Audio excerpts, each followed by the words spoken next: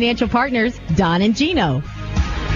Well, we are stoked to be back, and we are super excited today. We got to go to an incredible seminar today with Steve Scanlon with Rewire Inc. We brought in the special, I call it business coach, mentors. I won't even call him a motivational speaker. He hates being called that. He'd smack you if he heard you say that. Exactly, he would. He would. But it was great because he just brought up the obvious things we all know we should be doing to be successful. And it's nice that we had 60 of the local professionals right here in Santa Clarita, some of the best real estate professionals join us. And kudos to them taking time out of their day to improve their lives and get a kickstart for 2014. Well, what was really nice about it, Don, was that it wasn't only real estate professionals. We had lots of professionals there from other walks of life, attorneys and different people too that just came for a little bit of Jim Reef there. One of the, Yeah, I mean, this great. guy's, I think, the top family law attorney in our town, and there he was sitting in the front row gathering information on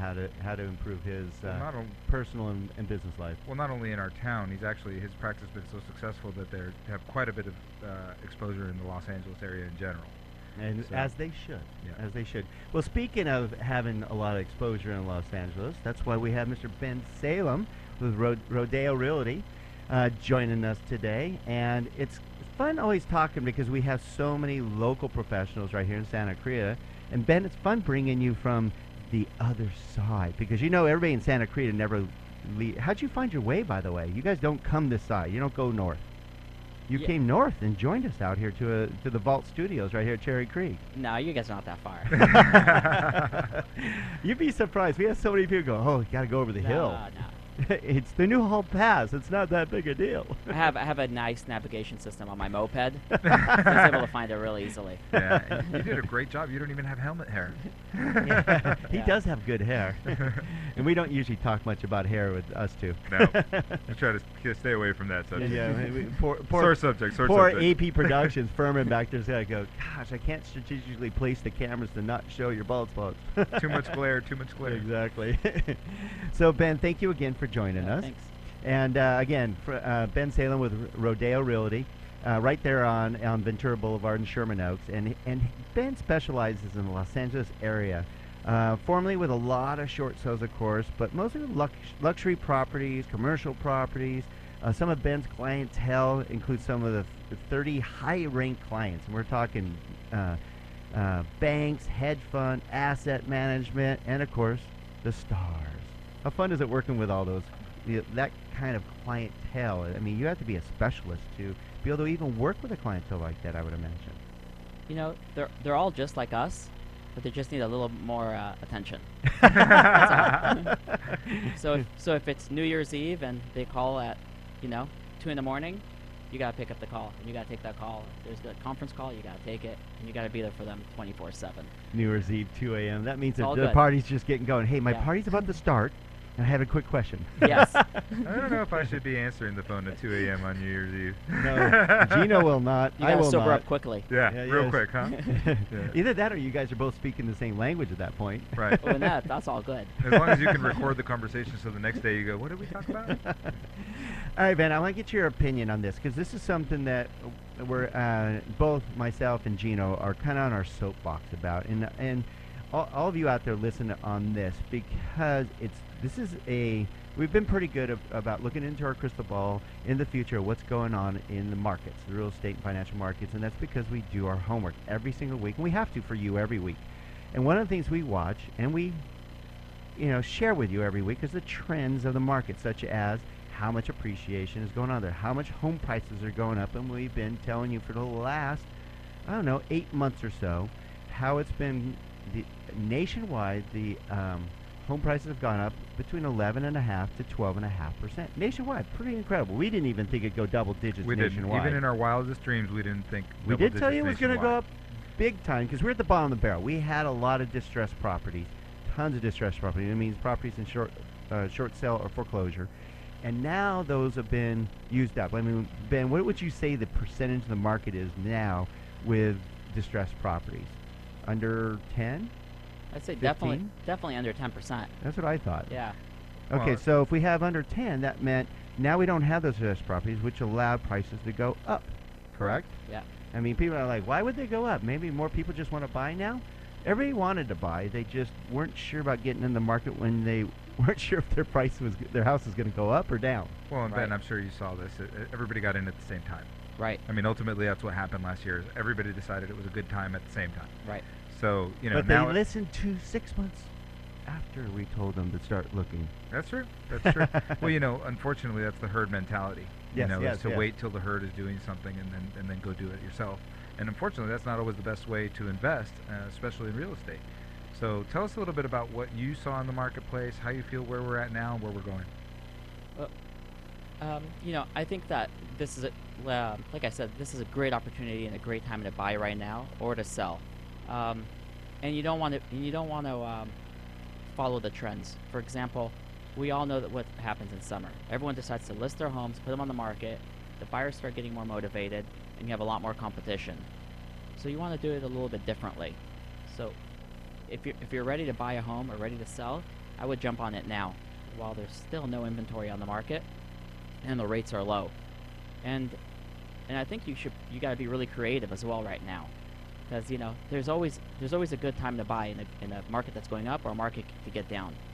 And if you're looking for the right deal, especially if it's an income property, you make your money when you buy, not when you sell. So you got to remember that too. So it's all about buying right, and I think this is the right time to buy. Well, I love that your focus is educating your buyers and sellers when to buy, how to sell, when to sell. That's all imperative in their success. It's not just, some of them will buy emotionally, especially Right. the stars. They don't care. They'll just buy whatever they want.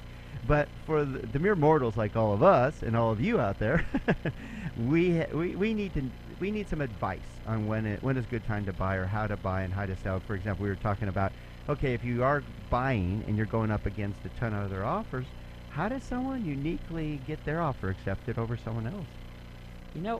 I think that the best method is go back to the old school method. Forget the texting, forget the email. Pick up the phone, create a relationship with that agent, and get to know them. Because if you get to know that agent will let you know what kind of terms that seller is looking for, how long of an escrow, what kind of contingencies, what are the key points that you need to hit. Also, after you create that relationship, when it's time to submit that offer, you want to hand deliver that offer. No, wait a minute. You're talking, wow, I don't know. You must you go on Stagecoach and do this or back up a horse? Because you're talking phone. No, my moped. Your moped, yeah, exactly. Because you're talking the phone and calling them. Heaven forbid. How many phone calls do you get on your birthday these days? Any? Maybe your mom. No, just close family. That's it. That's it. Otherwise, Yeah. it's 130 like Facebook. Hey. Yeah, right? So you're talking about picking up a phone and then hand delivering the offer to the listing agent that you develop a relationship with. With a gift basket. Oh. Ah. See, Can't leave this that out. I love hearing this stuff, Ben, because unfortunately in sales, too often people tend to get, let's just say, lazy. They take the shortcuts. There's so many opportunities to take these shortcuts these days, and you're saying, no, I want to become successful for my clients, not for you. You're not doing it so they like you. Right. You don't care if these agents really like you. You just want them to accept your client's offer. Am I right? And I want to build a relationship with them in another way too, because an agent's going to look at, is this guy going to make my life easy in escrow, or is this going to be a tough transaction? What kind of agent am I dealing with on the other side? So I want to get emotional, and I think that I want them to know everything about my buyers as well. So I'll write a description about my buyers, send a picture of them, and really I want them to get a feeling. So it's a lifestyle that we're going after here. So, one of the things that you mentioned there is that the relationships with other agents, and being a former agent myself, I could tell you, and still even in the mortgage business right now, the relationships a lot of times, I used to go talk to REO agents, and they would say, well, I don't need a lender, I only have listings, talk to my buyer's agent. I said, no, I just want you to know, if you get one of my pre-approval letters, this deal's going to close. Wait, you mean you're not here to get my business? No, I'm just letting you know that my pre-approval letters are good. And sometimes it was that relationship that allowed my buyers, my borrowers, to get into escrow in front of others. And because being a large REO agent, you had times when you got, 30, 40 offers on a property? Yeah. Okay, to piggyback on that, because, Right. and I love that you do a lot. Again, boy, we share the same brain, and that's why you're so successful. What's helped us become successful is that not taking the shortcuts, because like Gino said, he will pick up the phone and literally for our buyers, I mean, there's going against 10 and 12, he'll actually call the listing agent and just say, hey, just so you know, you're going to be receiving an offer from Mike and Tammy Smith through our real estate agent. And we just want to let you know, we've been working with Mike and Tammy. You'll love them. They absolutely love your home. They're so excited. They've already picked out the color of the paint for Johnny's room, and she's already planting flowers in the back, and the guy's already, John's already done the cabinets in the garage. They love your home, and we want to help them become successful, buy your home. They think your home is stupendous, and we've already pre-approved them. You will have no issues at all with them qualifying to purchase your home. It'll be the smoothest transaction you ever had. So please really consider Mike and Mary's or whoever's offer, because they're great people, and we hope they can buy your home. I love that, and it works.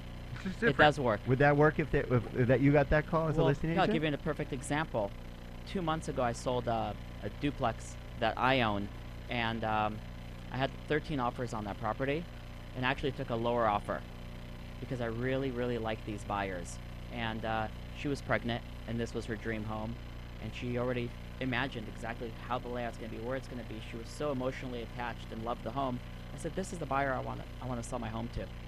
So even though I made about $6,000 less, it was still okay because I knew she was going to close. Sellers can make that decision based on emotion, right? When you present the offers, going, just so you know, this is this offer, this is this offer, and you got to present it all. Yeah. It makes a difference. All right, we're going to talk more about making a difference in your life, whether it's in real estate or finance, and what's really happening in the market today. And with Ben being one of the busiest real estate agents on the West Side, does he ever sleep? We'll find out when we come back to the Don and Gino Real Estate and Finance Show.